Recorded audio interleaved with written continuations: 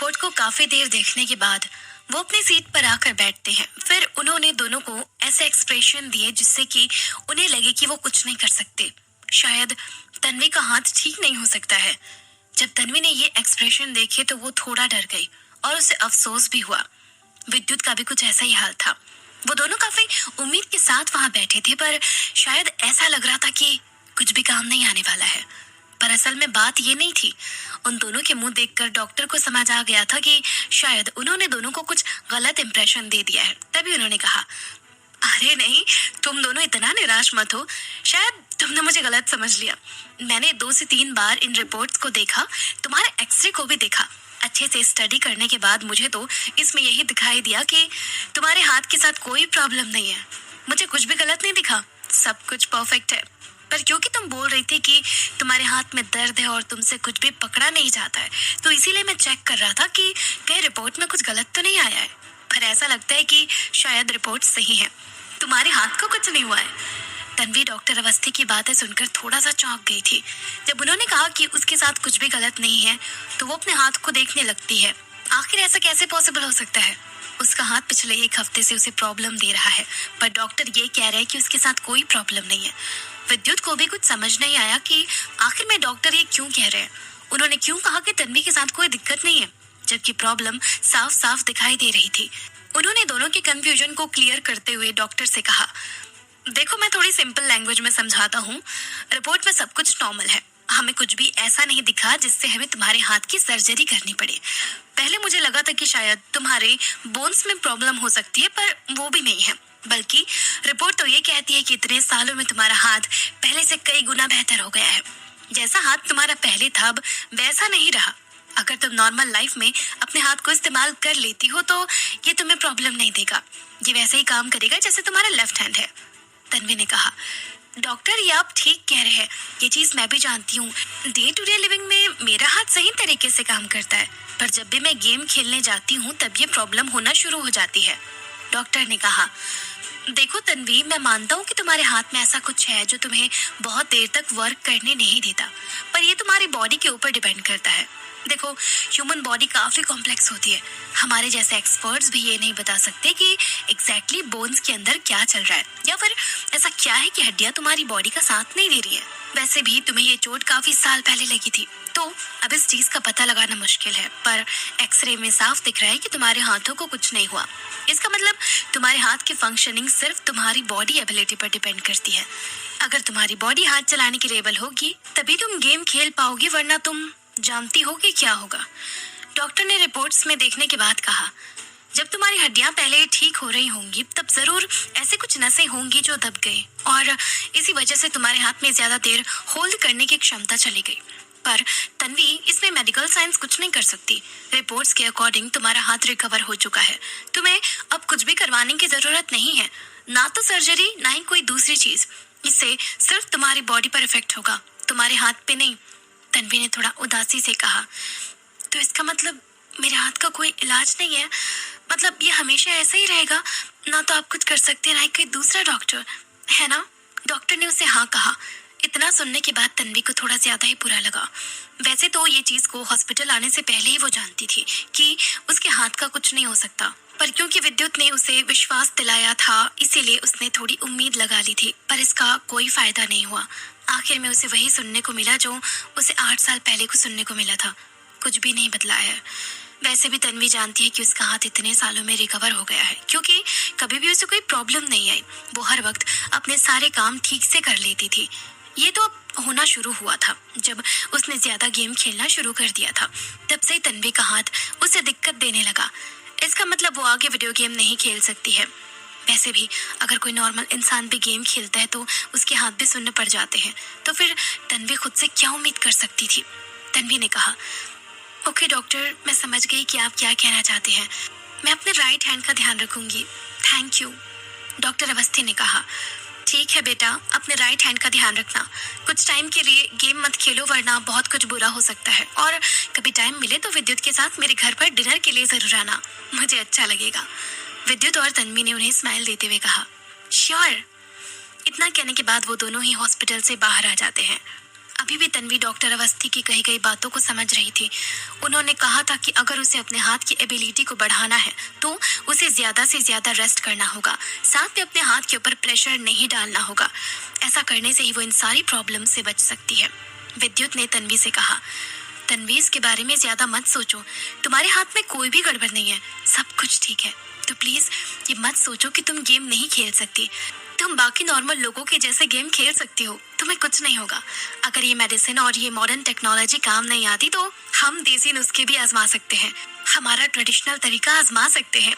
कई सारे तरीके हैं जिससे हम तुम्हारे हाथ को ठीक कर सकते हैं, इसीलिए प्लीज घबराओ मत, मैं तुम्हारे साथ हूँ, तो तुम्हें डरने की जरूरत नहीं है। कुछ देर तन्वी की तरफ देखने के बाद विद्युत ने उसे तसल्ली देते हुए कहा, इस दुनिया में ऐसा कुछ भी नहीं है जो इम्पॉसिबल हो, देखो सब कुछ हो सकता है, बस तुम्हें हिम्मत रखनी है। तन्वी को विद्युत की ये कोशिश काफी अच्छी लग रही थी, तभी उसने मुस्कुराते हुए कहा, मैं जानती हूँ विद्युत, और मैं ये भी जानती हूँ कि जब तक तुम मेरे साथ हो मुझे कुछ नहीं होगा, मुझे किसी चीज की टेंशन नहीं है। अब हमें घर चलना चाहिए, मैं काफी थक गई हूँ। विद्युत ने तन्वी को वो लाइन इसीलिए कही थी क्योंकि जब बहुत साल पहले उसने अपने फादर का घर छोड़ा था तब उसे लगा था कि शायद वो और उसकी मॉम भूख से या फिर गरीबी से मर जाएंगे, उन लोगों का कुछ नहीं हो पाएगा, शायद वो लोग काफी टाइम तक जिंदा भी नहीं रह पाए।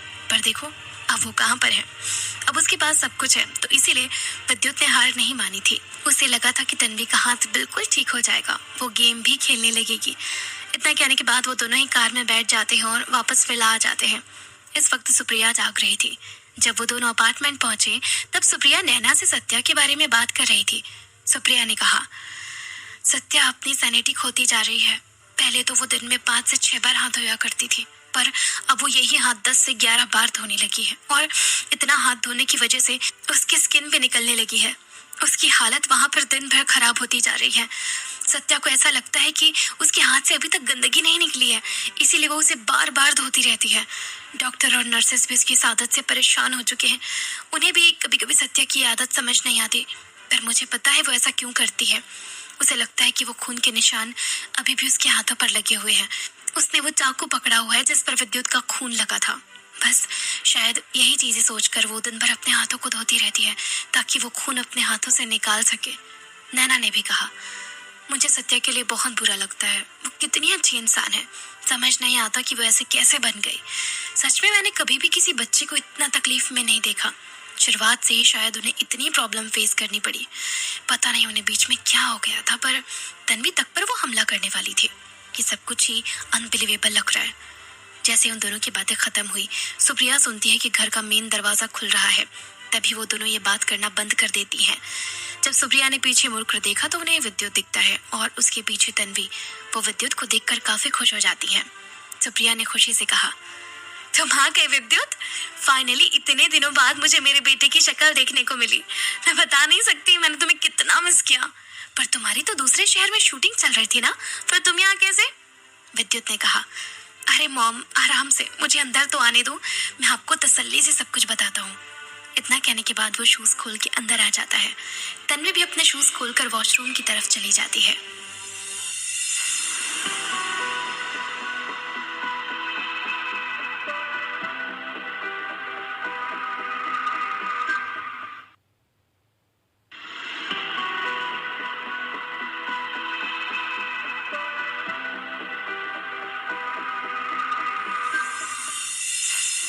विद्युत सुप्रिया के पास जाकर बैठता है। तभी सुप्रिया ने पूछा, कहाँ थे तुम इतने टाइम? बिना बताए तुम दूसरे शहर चले गए।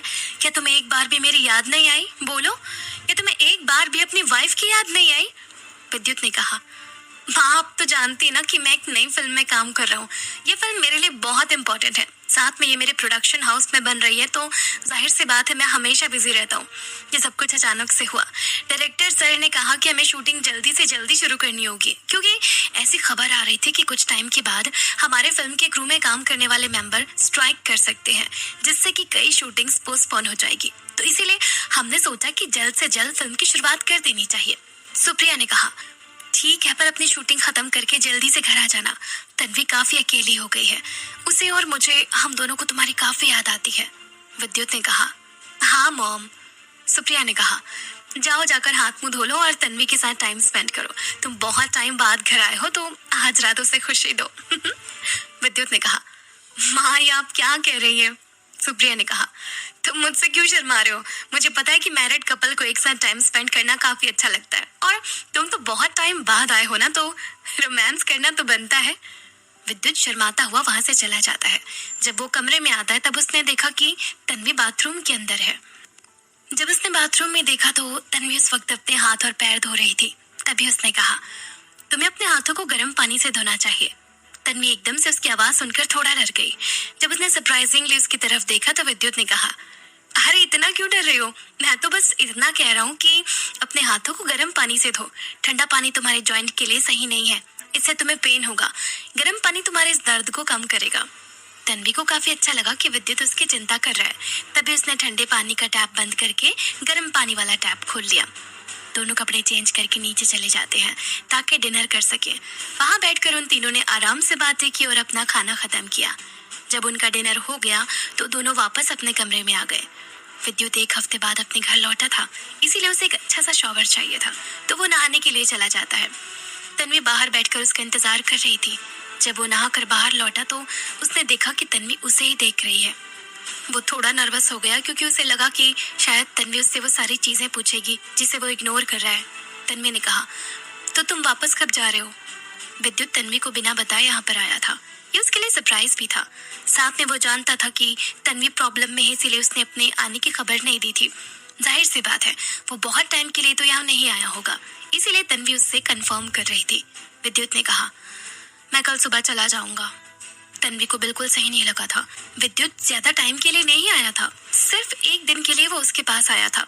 वैसे तो ये सुनकर उससे ज्यादा खुशी नहीं हुई क्योंकि कल विद्युत उससे दूर चला जाएगा, पर उसकी मजबूरी है तो वो उसमें कुछ नहीं कर सकती थी। तभी तन्वी ने आगे कहा, ओके, वैसे मुझे पता नहीं तुमसे ये कहना चाहिए या नहीं, पर जाने से पहले एक बार सत्या से मिलाना। वो तुम्हें याद करती है और उसकी हालत भी कुछ ठीक नहीं है। अगर तुम उससे मिलोगे तो उसे भी खुशी होगी। वैसे तन्वी कोई महान नहीं बनना चाहती थी, ना ही वो महान थी, पर इस टाइम उसने खुद से विद्युत को ये सजेशन दिया था क्योंकि उस दिन तन्वी ने खुद देखा था कि मेंटल हॉस्पिटल में सत्या की क्या हालत हो रखी है।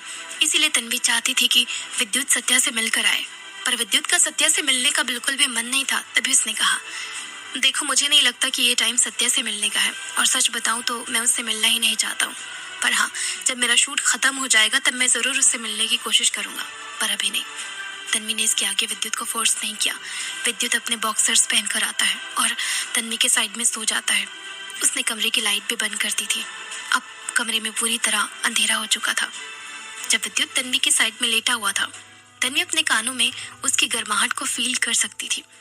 विद्युत जो सांस ले रहा था वो भी तन्वी को फील हो रही थी, और इतने में ही उसकी बॉडी में करंट सा दौड़ गया। ये फील ही कुछ अलग थी।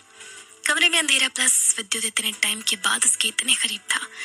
पर एक चीज जो इस पूरे माहौल को सबसे ज्यादा खास बना रही थी वो ये थी कि विद्युत ही उसका विधु है, यानी उसका पहला प्यार और शायद उसका आखिरी भी। इससे ज्यादा तन्वी को क्या चाहिए था?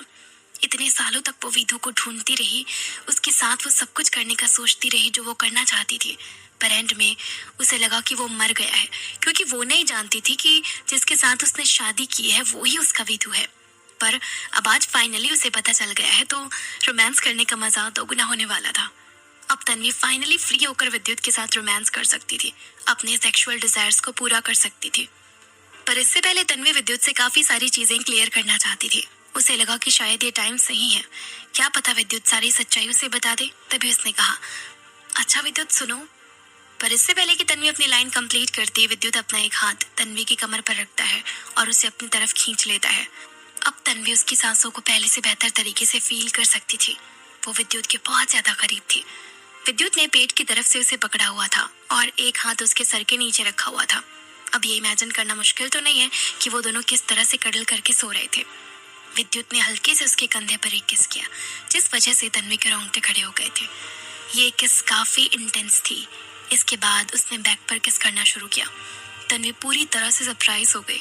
उसने हल्का सा तन्वी के कंधे पर बाइट भी किया।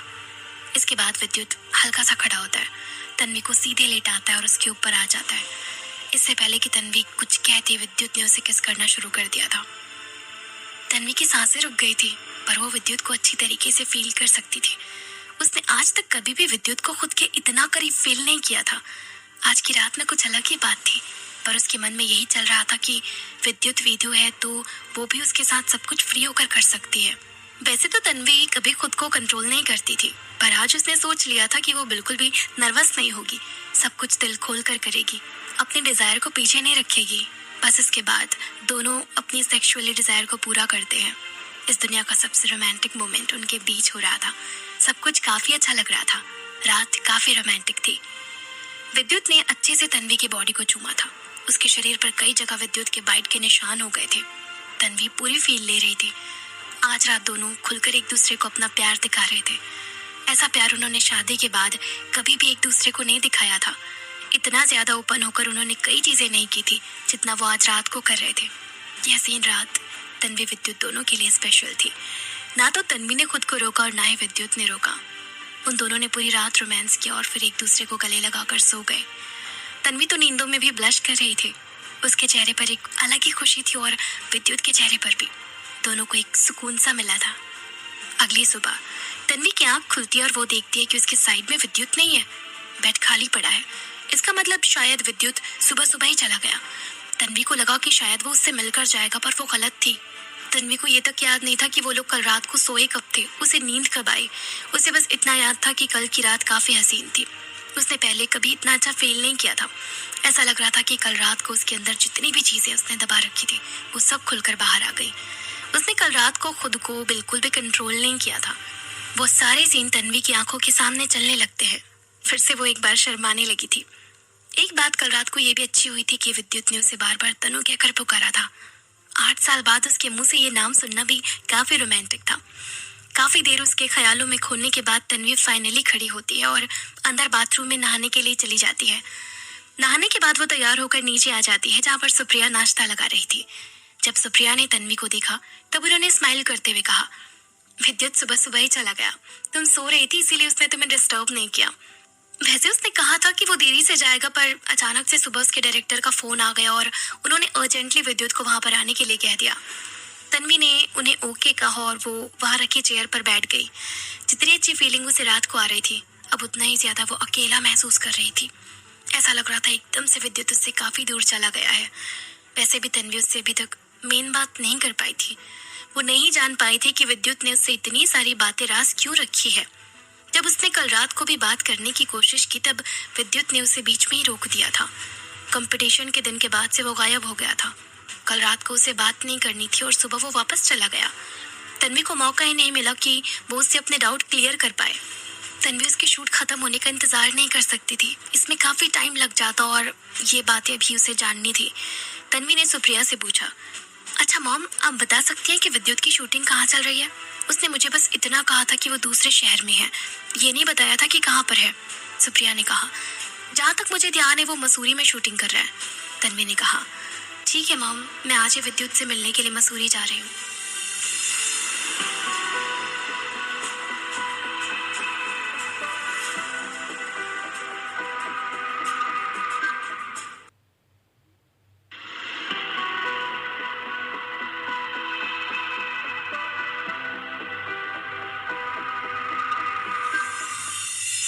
जब तन्वी ने कहा कि वो भी मसूरी जाएगी तब सुप्रिया थोड़ा सरप्राइज हो गई। तभी उन्होंने हंसते हुए कहा, तो क्या तुम थोड़े दिन में विद्युत से दूर नहीं रह सकती? तन्वी ने कहा, नहीं मॉम, ऐसी बात नहीं है। वो दरअसल, सुप्रिया ने बीच में कहा, रहने दो, तुम्हें एक्सप्लेन करने की जरूरत नहीं है, मैं समझती हूँ। वैसे विद्युत सुबह 9 बजे वाली फ्लाइट से गया है, तो मैं तुम्हारे लिए मसूरी की अगली फ्लाइट बुक कर देती हूँ। तन्वी ने कहा, ठीक है मॉम, थैंक यू। तन्वी विद्युत से आराम से मिलने जा सकती थी क्योंकि अभी उसके पास कोई काम नहीं था। उसका कंपटीशन पूरा हो चुका था, साथ में वो फिलहाल जॉबलेस थी, तो उसे शूट करते हुए वो देख सकती थी। अपना ब्रेकफास्ट खत्म करने के बाद तन्वी जल्दी से कमरे में जाकर खुद का सामान पैक कर लेती है। 20 मिनट में उसकी पैकिंग पूरी हो गई थी। फिर तन्वी को लगा कि उसे जाकर एक बार अपनी टीम से मिल लेना चाहिए, उन्हें सारी स्ट्रेटेजी समझा देनी चाहिए, साथ में आने वाले दिनों का शेड्यूल भी, ताकि वो लोग टाइम वेस्ट ना करें। वो अपना सूटकेस अपने कमरे में साइड में रख देती है और कैब बुक करके विला चली जाती है। जब तन्वी विला पहुंची तब उसने देखा कि अंदर से काफी तेज तेज आवाज आ रही है, पर वो लड़ने की नहीं थी, बल्कि अंदर लोग काफी खुश लग रहे थे। तन्वी को समझ नहीं आया कि आखिर में ऐसा क्या हो गया कि सभी टीम मेंबर्स इतने खुश हैं। कहीं प्रीति वापस तो नहीं आ गई। बस इसी उम्मीद में तन्वी जल्दी से जाकर ड्राइवर को पैसे देकर अंदर की तरफ आ जाती है। पर वहां पर कोई लड़की नहीं बैठी थी, बल्कि एक यंग लड़का बैठा था। जब तन्वी ने उसे सामने देखा तब उसने खुशी के मारे चिल्लाते हुए कहा, ओह माय गॉड ऋषभ, तुम वापस आ गए। ऋषभ तन्वी की टीम का 7वां मेंबर है। जब उसने टीम बनाई थी तब उसने इन 7 लोगों को इसमें रखा था, जिसमें से स्माइलिंग टाइगर उन्हें छोड़कर जा चुका था और ऋषभ के यूनिवर्सिटी एग्जाम्स थे, इसीलिए वो भी अपनी पढ़ाई पूरी करने के लिए टीम को बीच में छोड़कर चला गया था। पर उसने स्माइलिंग टाइगर के जैसे उन्हें धोखा नहीं दिया था। पर अब ऋषभ वापस आ गया है क्योंकि उसके फाइनल पेपर्स पूरे हो चुके हैं। अब वो आराम से अपना गेम कंटिन्यू कर सकता है और उसे देखकर तन्वी को काफी खुशी हो रही थी। ऋषभ के आने के बाद उनकी टीम ऑलमोस्ट कंप्लीट हो गई थी। अब वो लोग प्लेयर की कमी की वजह से अपनी हिम्मत नहीं टूटने देंगे। ऋषभ को भी तन्वी को देखकर काफी खुशी हो रही थी और उसकी आंखों में एक अलग ही चमक थी। तभी उसने कहा, कोच मैंने कल ही अपना फाइनल पेपर दिया है और अब मैं वापस से आपके साथ खेलने के लिए एक्साइटेड हूँ, साथ में पूरी टीम के साथ भी। मैंने आप सभी लोगों को बहुत ज्यादा मिस किया। आप यकीन नहीं करेंगी पर पूरी यूनिवर्सिटी में भी मैं आप लोगों की बातें करता रहता था। मुझे आप सभी की काफी याद आई। मैं बस यही प्रे कर रहा था कि जल्दी से मेरे एग्जाम्स खत्म हो और मैं वापस यहाँ पर आ जाऊँ। तो देखो मैं आ गया। अच्छा वैसे मैं कल का गेम लाइव नहीं देख पाया था क्योंकि मैं एग्जाम दे रहा था, पर मैंने बाद में सब कुछ अच्छे से देखा। सच में आप लोगों ने काफी अच्छा खेला था। वैसे इन लोगों ने मुझे बताया कि आप चैंपियन तनु है, क्या ये सच है? तन्वी ने कहा, तुम वापस आ गई इसकी मुझे और पूरी टीम को काफी खुशी है। वैसे मैं तनु हूँ, ये बात तुम्हें सागर ने बताई होगी तो उसने झूठ नहीं कहा है। इसके बाद तन्वी सागर की तरफ मुड़ती है, फिर उसने उसे देखते हुए कहा, फिलहाल मैं यहाँ पर तुम सभी के साथ बहुत इंपॉर्टेंट मैटर डिस्कस करने आई हूँ, इसीलिए हम ये बातें बाद में करेंगे। मैं यहाँ पर अगले मैच के बारे में डिस्कस करने आई हूँ। देखो न्यू ईयर बस कुछ ही महीनों में आने वाला है और ये बिल्कुल भी मत सोचना कि अगर हम डिस्ट्रिक्ट लेवल जीत गए हैं तो नेशनल लेवल इजी होगा। पर यहाँ पर इससे भी ज्यादा कंपटीटर्स होंगे, तो हमें बिल्कुल भी टाइम वेस्ट नहीं करना है। हमें बस प्रैक्टिस करनी है और जी लगाकर प्रैक्टिस करनी है। मैं नहीं चाहती कि तुम लोग अपना बिल्कुल भी टाइम वेस्ट करो। अगला लेवल इससे भी ज्यादा हार्ड होगा और हर बार विद्युत मदद करने के लिए नहीं आएगा, इसीलिए सबको प्रिपेयर रहना है। सभी ने उसे बिल्कुल जोश में हाँ कहा। तन्वी ने वापस पूछा, अच्छा प्रीति की कोई खबर आई, क्या वो वापस आ रही है? सागर ने कहा, नहीं फिलहाल ऐसी तो कोई खबर नहीं है। तन्वी चुप हो गई। तभी सागर ने कहा, अच्छा क्या तुम्हें ऐसा लगता है कि हमें प्रीति से मिलने जाना चाहिए?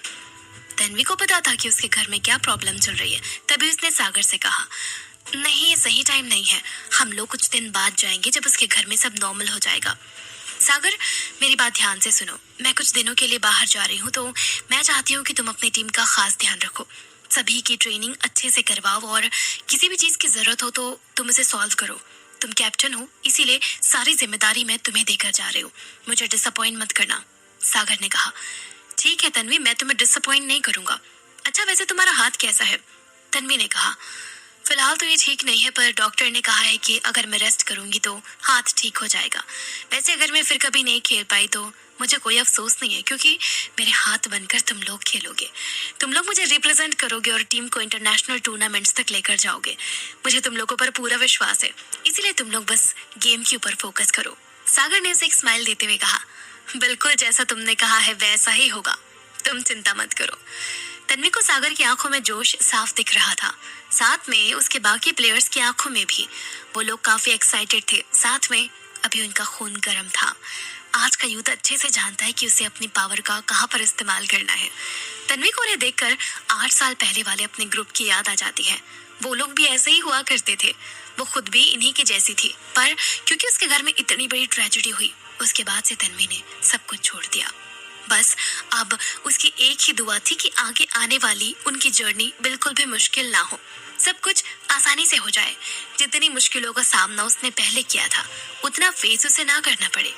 सभी को इंस्ट्रक्शंस देने के बाद वो सुप्रिया के ड्राइवर को अपना सारा सामान लेकर विला आने के लिए कह देती है, ताकि यहाँ से सीधा एयरपोर्ट जा सके। सुप्रिया का ड्राइवर तन्वी का सामान लेकर कुछ ही देर में विला पहुंच जाता है और वो सबको गुड बाय कहकर कार में बैठकर चली जाती है। जब वो एयरपोर्ट में रास्ते में थी तभी उसके पास एक अननोन नंबर से फोन आता है। पहले तो तन्वी ने उसे इग्नोर कर दिया, पर उसने सोचा कि शायद कुछ इम्पोर्टेंट हो सकता है, तो उसने कॉल पिक कर लिया। सामने से आवाज आती है, कोच मैं तन्वी बोल रही हूँ प्रीति। वैसे प्रीति हमेशा शांति से बात करती है, पर आज वो थोड़ा घबराई हुई थी। साथ में ऐसा लग रहा था कि वो काफी टेंशन में भी है। तन्वी ने कहा, क्या हुआ प्रीति, तुम इतना घबरा क्यों रही हो? प्रीति ने कहा, मुझे कुछ नहीं हुआ, मुझे बस आपसे एक बहुत इम्पोर्टेंट बात करनी है। तन्वी ने कहा, हाँ बोलो, क्या बात है? प्रीति ने कहा, तन्वी मेरा फोन मेरी मॉम ने ले लिया है, तो इसके लिए मैं इस नंबर से कॉल कर रही हूँ। मेरी कॉल कट करने के बाद प्लीज इस पर कॉल बैक मत करना। अब मैं तुम्हें मेन बात बताती हूँ। तुम तो अच्छे से जानती हो कि मेरी मॉम को बिल्कुल पसंद नहीं कि मैं गेम खेलूं। बहुत यंग एज में मैं पैसे कमाने लगी थी, क्योंकि मेरे पापा का बिजनेस डूब गया था। हमारे पास पैसे नहीं होते थे और मेरी मॉम को मेरे भाई के लिए पैसे इकट्ठे करने थे, ताकि उसे एक अच्छी एजुकेशन दे सके। शुरुआत से ही मुझ पर ध्यान नहीं दिया गया। मुझे कभी वो प्यार नहीं मिला जो मुझे मिलना चाहिए था। मम्मी ने कभी भी मेरी बात नहीं सुनी, हमेशा बस भाई को प्यार करती रही। आज भी मैं यहाँ पर एक फालतू सी जॉब कर रही हूँ, ताकि अपने घर में पैसे दे सकूँ। मुझे पता है कि मेरे पढ़ने लिखने की उम्र है, पर मेरी फैमिली अलाउ नहीं करती है। जब मैंने वीडियो गेम खेलना शुरू किया था, तब मुझे इसमें कुछ खास इंटरेस्ट नहीं था, पर पता नहीं कैसे थोड़ी टाइम के बाद मैंने इसमें इतना इंटरेस्ट डेवलप कर लिया कि मुझे इन सब चीज़ों में मज़ा आने लगा। मेरी वो बोरिंग सी जॉब और पढ़ाई से ज़्यादा मुझे गेम अच्छा लगने लगा। मुझे पता ही नहीं चला कि कभी मेरी ज़िंदगी का एक हिस्सा बन गया, वो हिस्सा जिसके बिना मैं नहीं रह पाऊंगी। तन्वी, मुझे कुछ समझ नहीं आ रहा कि मुझे अपनी लाइफ में आगे क्या करना चाहिए। मेरा फ्यूचर क्या है, मैं किसके लिए कर रही हूँ ये सब? क्योंकि जिस चीज़ से मुझे खुशी मिलती है, वो चीज़ मेरी फैमिली मुझे अलाउ नहीं करेगी। तो फिर मैं क्या करूँ? ऐसा क्या करूँ जिससे मुझे खुशी मिले? क्या करूँ कि मेरे पेरेंट्स गेम के लिए मान जाए? मुझे कुछ समझ नहीं आ रहा, प्लीज मुझे एडवाइस दो। इतना कहने के बाद प्रीति को रोना आ जाता है। तन्वी समझ सकती थी कि अगर वो इतने धीरे बात कर रही है तो जरूर वो सबसे छुपकर उनसे बातें कर रही है। वो किसी को नहीं बताना चाहती कि आखिर में उसकी प्रॉब्लम क्या है। प्रीति को इस हाल में देखकर तन्वी को काफी बुरा लग रहा था। सच में लाइफ कभी कभार बहुत ज्यादा डिफिकल्ट हो जाती है। तन्वी ने कहा, अच्छा प्रीति रो मत, मेरी बात सुनो। देखो, हमें पता है कि इस दुनिया में कई तरह के लोग होते हैं। कुछ लोगों को अमीरी किस्मत पे लिखी हुई मिलती है, उन लोगों के पास कभी पैसों की कमी नहीं होती। तो कुछ लोग नॉर्मल मिडिल क्लास वाली लाइफ जीते हैं, उन्हें खुद मेहनत करके पैसे कमाने पड़ते हैं और कभी कभार पैसों की कमी भी हो जाती है। और इन दोनों के बाद आते हैं गरीब लोग, जो रोज मेहनत करते हैं, रोज अपने घर के लिए राशन के लिए पैसे लेकर आते हैं। उन लोगों के पास तो कुछ भी नहीं होता जितना मिडिल क्लास वालों के पास होता है। पर इसका मतलब ये तो नहीं हुआ ना कि मिडिल क्लास के लोग और गरीब लोग हर वक्त दुखी रहते हो। उन्हें कभी खुशी नहीं मिलती, चाहे वो लोग अपनी हैसियत के हिसाब से कितना भी क्यों ना कमा रहे हो, वो खुश रहते हैं। उन्हें हर वक्त इस चीज का दुख नहीं होता। उनके पास जितना होता है वो उतने में खुश होते हैं। अगर हम एक नॉर्मल लाइफ जी रहे हैं तो हमें कई तरह के एक्सपीरियंसेस होते हैं और वो एक्सपीरियंस भी हमारे खुद के कर्मों की वजह से ही होते हैं।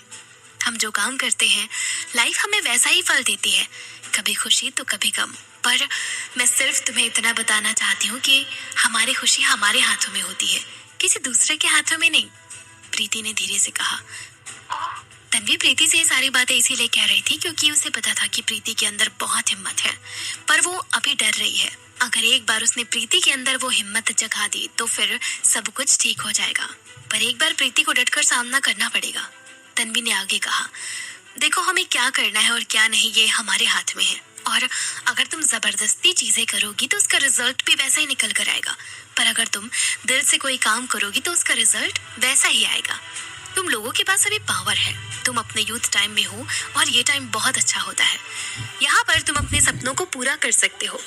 मेरे जैसे लोग अभी इसके बारे में नहीं सोच सकते। प्रीति ने कहा। तन्वी, आप क्या कहना चाहती हो? तन्वी ने कहा, अगर मैं गेम खेलना भी चाहूँ तो अब मैं नहीं खेल सकती। प्रीति ने पूछा, आपका क्या मतलब है? मुझे कुछ समझ नहीं आ रहा। आप गेम क्यों नहीं खेल सकती? तन्वी ने कहा, मैं इसीलिए गेम नहीं खेल सकती हूँ क्योंकि मेरा हाथ खराब हो गया है। खराब होने का मतलब ये है कि वो काम नहीं कर रहा। वैसे मैं नॉर्मल लाइफ में अपने हाथों का इस्तेमाल ले सकती हूँ, पर गेम खेलते वक्त नहीं। ये सुनकर प्रीति थोड़ा हैरान हो गई। तभी उसने चौंकते हुए कहा, व्हाट? ये सब कब हुआ? तन्वी ने कहा, कब, क्यों, कैसे हुआ, इससे क्या फर्क पड़ता है? फर्क इस चीज से पड़ता है कि अगर मैं अपने सपनों को पूरा करने भी जाती हूँ तो उन्हें पूरा नहीं कर पाऊंगी। सिंपल सी बात यह है कि तुम अभी भी अपने दिल की ना सुनकर घर वालों की सुनोगी तो शायद तुम्हारी लाइफ में भी एक वक्त ऐसा आएगा जब तुम रिग्रेट फील करोगी कि तुमने गेम क्यों नहीं खेला, क्यों अपनी फैमिली की बात सुनी और अपने दिल की ना सुनी। मैं नहीं चाहती कि तुम आगे चलकर मेरे जैसे पछताओ, इसीलिए तुम सोच समझकर अपना फैसला लेना, क्योंकि लाइफ एक ही बार मिलती है और हमें ऐसे मौके भी सिर्फ एक ही बार मिलते हैं। इसीलिए मेरे जैसे इसे गवाना मत, प्रीति ने कहा। तन्वी, मुझे ऐसा लगता है कि मैं समझ गई हूँ जो आप कहना चाहती हो। मुझे समझ में आ गया है कि मुझे क्या करना है, तन्वी ने मुस्कुराते हुए कहा। ये तो बहुत अच्छी बात है। सागर और बाकी की टीम तुम्हारा इंतजार कर रही है। जब भी अपना फैसला ले लो तो घर लौट आना।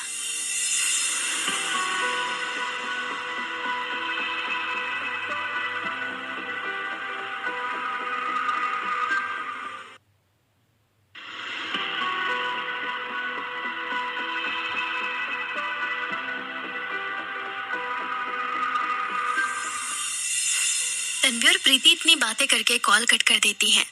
वैसे तो तन्वी को कोई हक नहीं बनता कि वो प्रीति की पर्सनल लाइफ में इंटरफेयर करे। वो अच्छे से जानती है कि आखिर में उसके घर पर क्या हो रहा है और उसके पेरेंट्स उसे किस चीज के लिए मना कर रहे हैं। वैसे तो तन्वी को इन सब में बोलने का कोई हक नहीं था, पर जब उसने अपने हाथ की तरफ देखा तब उसे रियलाइज हुआ कि वो किसी दूसरे को इस चीज के लिए मोटिवेट नहीं करेगी कि वो अपने सपनों को दबा दे, क्योंकि उसने ऐसा किया था और अब तन्वी इस चीज को लेकर पछता रही है। तन्वी बिल्कुल नहीं देख सकती थी कि प्रीति अपने सपनों से पीछे हट जाए और अपनी फैमिली के लिए उन्हें दबा दे, क्योंकि यही टाइम है जब वो खुद के लिए कुछ कर सकती है। अगर उसने थोड़ा सा उसे मोटिवेट किया तो इसमें कुछ गलत नहीं था। वैसे भी ई स्पोर्ट्स में फीमेल प्लेयर काफी कम बची हैं और अच्छा खेलने वाली लड़कियां तो रेयर हो चुकी हैं। इसीलिए तन्वी नहीं चाहती थी कि एक एक करके सभी लड़कियां ये ई स्पोर्ट्स को छोड़कर चली जाएं। तन्वी इसीलिए सिर्फ प्रीति को मोटिवेट कर रही थी, क्योंकि वो वाकई में काफी अच्छी प्लेयर है और ऐसी अच्छी प्लेयर मिलना आज के टाइम पर बहुत मुश्किल है। ये वीडियो गेम लड़कियां काफी कम खेलती है, इसीलिए तन्वी अपने हाथ से प्रीति को नहीं जाने देना चाहती थी, ना ही वो प्रीति के सपनों को टूटते हुए देखना चाहती थी। खैर, इतना सब कुछ होने के बाद तन्वी फाइनली एयरपोर्ट पहुंच गई है। वो अपने माइंड से ये सारी टेंशन निकालकर विद्युत से मिलने जाना चाहती थी। तन्वी अपना सूटकेस लेती है और सिक्योरिटी की तरफ जाती है।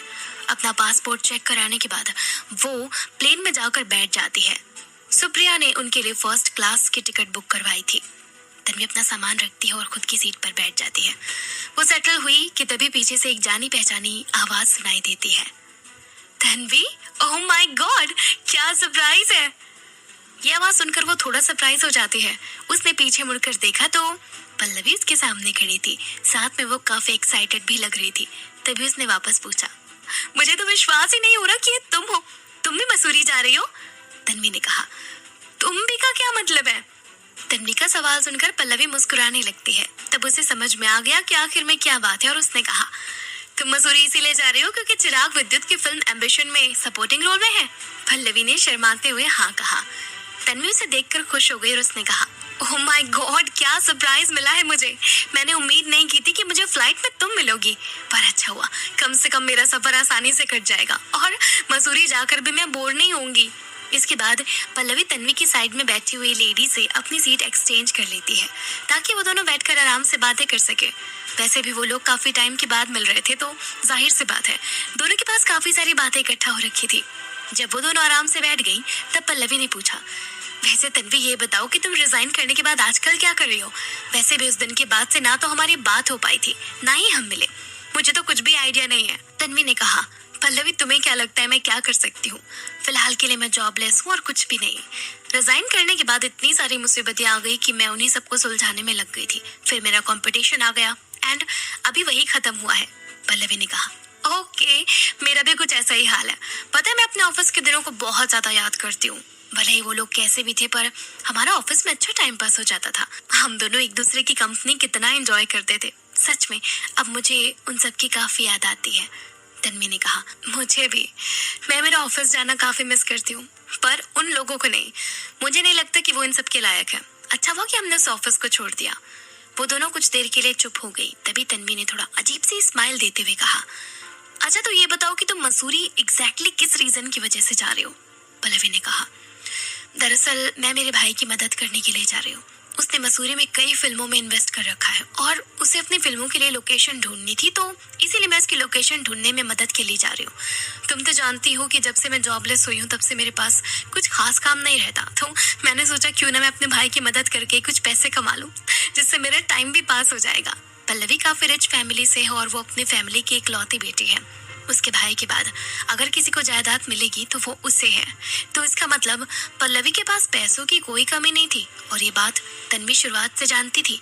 पर तन्वी ने उसे छेड़ते हुए कहा, अरे छोड़ो, मैं भी सब जानती हूँ कि तुम मसूरी क्यों जा रही हो।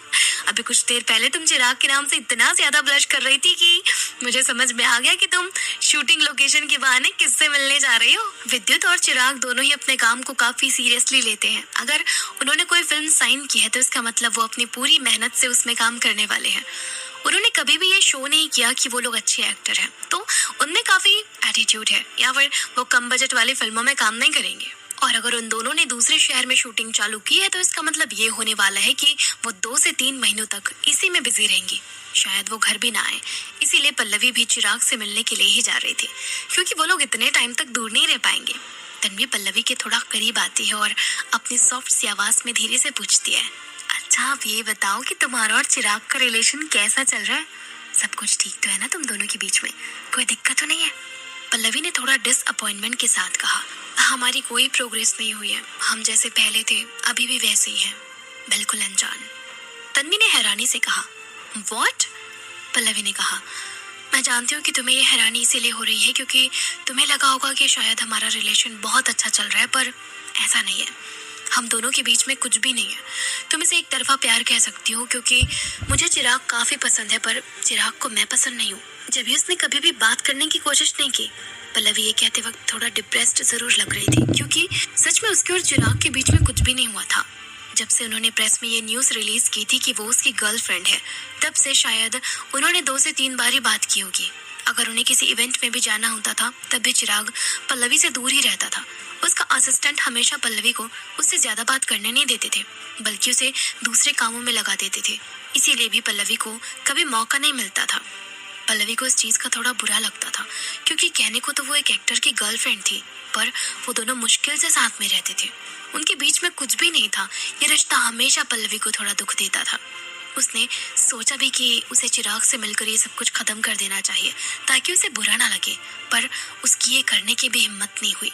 पल्लवी का उतरा हुआ चेहरा देखकर तन्वी ने उसे मोटिवेट करते हुए कहा, ओफो, तुमने अपना मुंह क्यों छोटा कर लिया? देखो, इन सब के बारे में इतना मत सोचो। वैसे भी हम दोनों मसूरी साथ में जा रहे हैं, तो वहां पर क्या पता तुम दोनों के बीच में कुछ हो जाए, इसीलिए इतनी जल्दी हार मत मारो। फिर तन्वी और पल्लवी दोनों ही ढेर सारी बातें करती हैं। उन्हें पता ही नहीं चला कि कब वो लोग मसूरी पहुंच गए। उनका पूरा टाइम बातें करने में निकल गया। वो दोनों ही फ्लाइट से नीचे उतरती हैं। अपना लगेज कलेक्ट करने के बाद एयरपोर्ट से टैक्सी लेती हैं ताकि उस लोकेशन पर जा सके जहाँ पर विद्युत शूट कर रहा है। मसूरी बेहद ही खूबसूरत जगह है। वहाँ पर पहाड़ों के साथ साथ नदी, झरने भी हैं और पहाड़ों की खूबसूरती की वजह से ही कई बड़े बड़े डायरेक्टर्स वहाँ पर शूट करने के लिए आते हैं।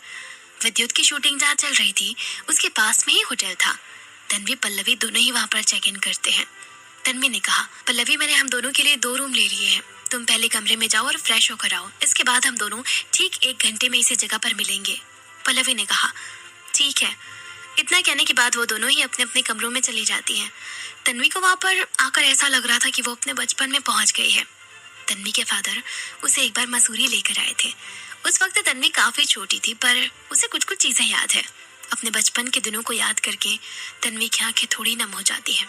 वो फिर बाथरूम जाती है और फ्रेश अप हो जाती है। ठीक 1 घंटे बाद दोनों होटल एंट्रांस पर मिलती हैं। पल्लवी ने कहा, क्या तुम फिल्म लोकेशन पर जा रही हो? अगर हाँ तो प्लीज मुझे भी ले चलो। तन्वी ने हंसते हुए कहा, यही सवाल मैं तुमसे पूछने वाली थी कि अगर तुम फिल्म लोकेशन पर जा रही हो तो मुझे भी ले चलना। इसके बाद दोनों हंसने लगती हैं। तन्वी काफी एक्साइटेड थी क्योंकि वो देखना चाहती थी कि विद्युत उसे वहां पर देखकर किस तरह से रिएक्ट करेगा। वो विद्युत को काम करते हुए भी देखना चाहती थी क्योंकि ये काम वो काफी टाइम बाद कर रही है। तन्वी सच में काफी एक्साइटेड थी, पर कहीं उसकी खुशी को नजर ना लग जाए।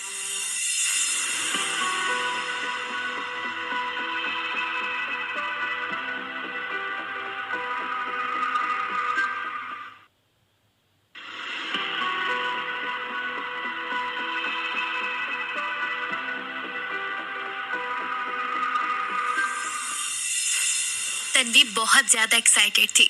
वो विद्युत से मिलना चाहती थी और उसका रिएक्शन देखना चाहती थी। पल्लवी भी चिराग से मिलने के लिए बेताब थी। तो दोनों अपने एक्साइटमेंट को कंट्रोल करके ऑटो लेते हैं और जहां उनकी शूटिंग चल रही थी वहां पर चले जाते हैं। वैसे तो लोकेशन काफी पास में थी पर दोनों को बिल्कुल भी वॉक नहीं करनी थी, इसीलिए उन्होंने ऑटो लिया। जब वो लोग एम्बिशन की शूटिंग लोकेशन पर पहुंचे तब उन्होंने देखा कि वहां पर काफी ज्यादा क्राउड आया हुआ है।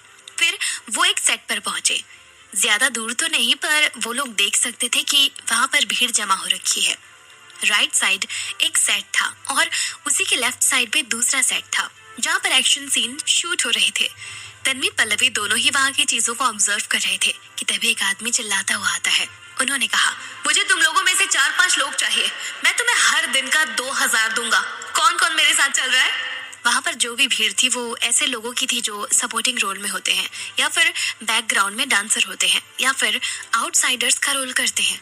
छोटे मोटे लोगों को भी फिल्म में कुछ रोल तो मिल ही जाता है, तो वो भी यही थे। तो जैसे उन्होंने ये सब कुछ सुना तो वो लोग भागते हुए उस आदमी के पास आ गए ताकि उन्हें काम मिल सके। उस भीड़ को वहां से जाता देखकर एम्बिशन के स्टेज सुपरवाइजर को थोड़ी चिंता हो जाती है। उन्होंने उन लोगों को इकट्ठा किया था ताकि साइड रोल में ले सके, पर वो लोग अब दूसरी साइड चले गए। वैसे तो उन्होंने कई लोगों को अलग करके रखा था पर उन्हें कोई भी पसंद नहीं आया। तन्वी पल्लवी भी वहां से जाने ही वाली होती हैं, पर स्टेज सुपरवाइजर उन्हें देख लेते हैं। नो डाउट कि वो बाकी क्राउड से बिल्कुल अलग दिख रही थी। जब बात खूबसूरती की और मैनर्स की आती है तो तन्वी पल्लवी इसमें कुछ कम नहीं है। वो दोनों खूबसूरत है, साथ साथ में उनके अंदर गजब का डिसिप्लिन है। उनके बॉडी पोस्चर से ही पता चल रहा था कि वो लोग तमीज में तो रहते ही हैं, साथ में मेहनती भी हैं। यही चीज सुपरवाइजर को अच्छी लग गई। तभी उन्होंने तन्वी और पल्लवी की तरफ चिल्लाते हुए कहा, हे सुनो, तुम दोनों जल्दी से स्टेज पर आ जाओ। मैं चाहता हूँ कि तुम लोग अभी इसी वक्त यहाँ पर आकर खड़े हो जाओ। मुझे तुमसे बहुत इंपॉर्टेंट बात करनी है, जल्दी आओ। तन्वी पल्लवी इसके लिए तैयार नहीं थी। जब सुपरवाइजर ने उन्हें वहाँ पर बुलाया तो वो दोनों हैरानी से एक दूसरे को देखने लगती हैं। क्या सच में उन दोनों को वहाँ पर जाना चाहिए? सुपरवाइजर ने उनको बुलाने का डिसीजन इसीलिए लिया था क्योंकि तन्वी पल्लवी दोनों ही दिखने में खूबसूरत है, पर वो यहाँ पर ये सब करने नहीं आई थी। वो सिर्फ नॉर्मली विद्युत का शूट देखने आई थी। करीब 5 मिनट बीत जाता है और दोनों कुछ भी डिसाइड नहीं कर पाते। तभी स्टेज सुपरवाइजर ने फिर से चिल्लाते हुए कहा, क्या हुआ? क्या तुम दोनों नहीं आ रहे हो? अगर नहीं आ रहे हो तो बोलो, मैं किसी और को ढूंढ लेता हूँ। तुम दोनों दिखने में अच्छी हो तो मुझे लगा स्क्रीन पर अच्छी लगोगी, पर कोई बात नहीं। पल्लवी कुछ डिसाइड नहीं कर पा रही थी पर तन्वी ने कहा, नहीं हम आ रहे, जरा रुकिए। पल्लवी थोड़ा कंफ्यूज हो रही थी पर तन्वी ने उसका हाथ पकड़ा और उसे सीधा स्टेज की तरफ ले गई। जब उस स्टेज सुपरवाइजर ने वापस से उन दोनों को देखा तो वो काफी खुश हो गए क्योंकि सच में तन्वी और पल्लवी किसी सेलिब्रिटी से कम नहीं लग रही थी।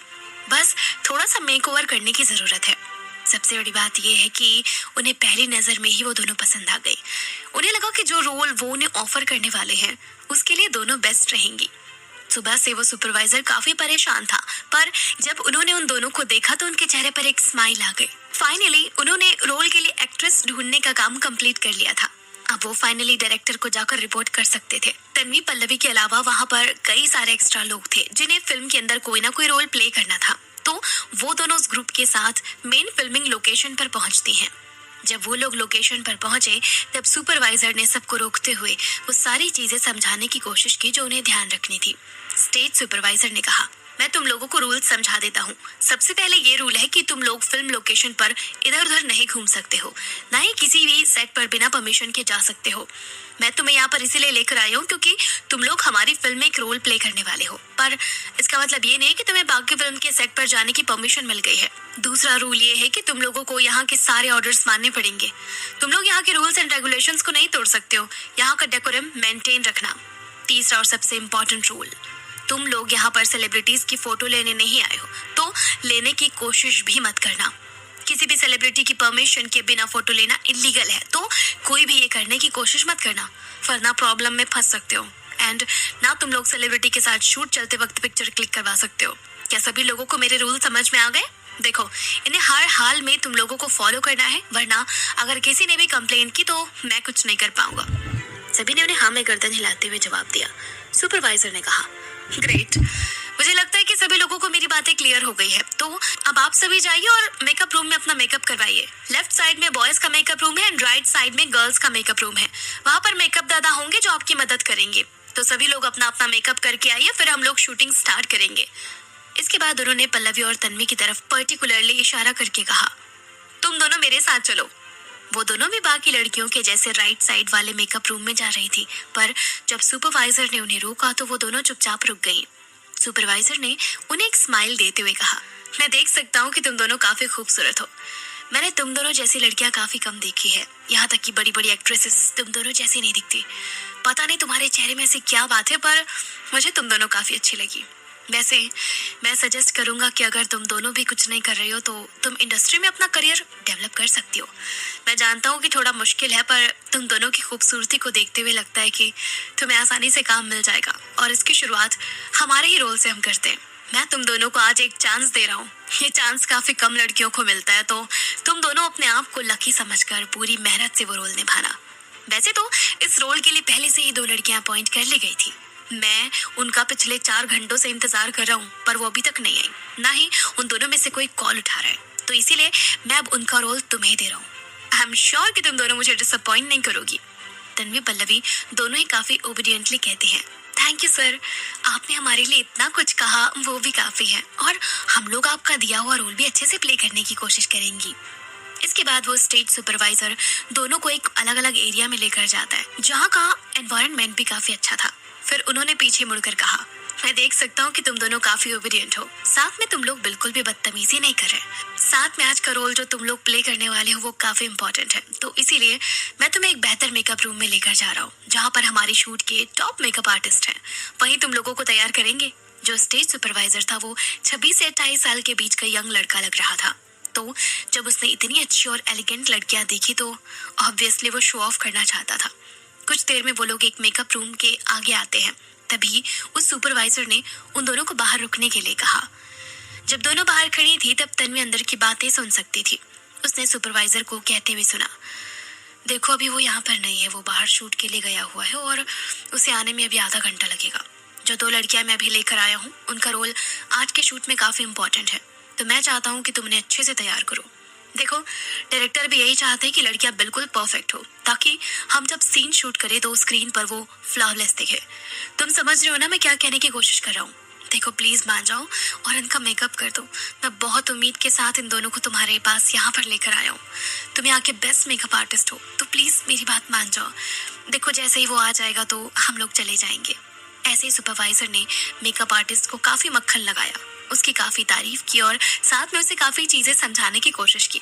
एंड में वो मेकअप आर्टिस्ट सुपरवाइजर की बात मान गया।